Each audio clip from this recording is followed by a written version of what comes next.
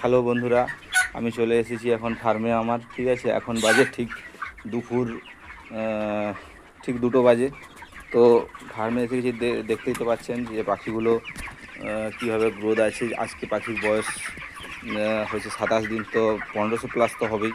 তো body high growth আছে পাখি।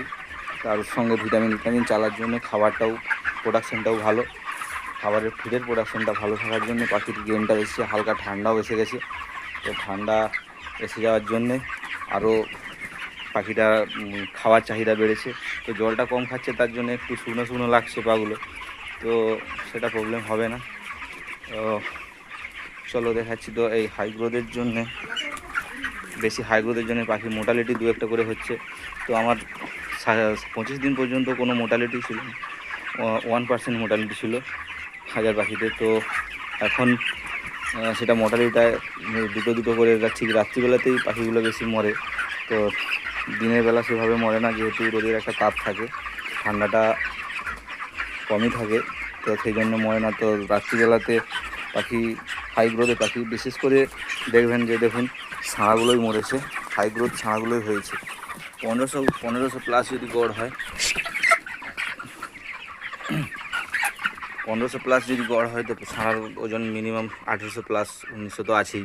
তো সেই জায়গায় এই দিনে এই বডিটা হওয়ার জন্যই পাখি দু একটা করে মরে যাচ্ছে। তো সেটা কোনো প্যানিক হওয়ার দরকার নেই, বা আমিও ভয় খাচ্ছি না।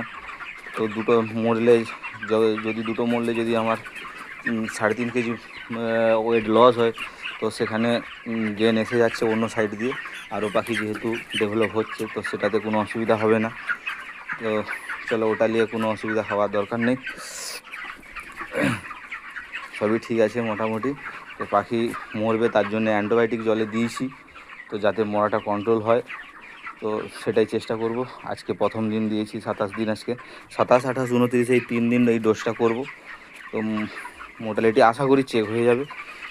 তো আগেও চেক হয়েছে, এখনও আশা করি চেক হয়ে যাবে, ওটা নিয়ে আমিও ঘাবড়াচ্ছি না। বডি ওয়েটটা ঠিকঠাকভাবে ধরে রাখতে হবে। তো অ্যান্টিবায়োটিকটা দেওয়ার সাথে সাথে হালকা আপনাকে ভিটামিন দিয়ে রাখতে হবে, নাহলে বডি এই মুমেন্টে, যেহেতু আমার পাখি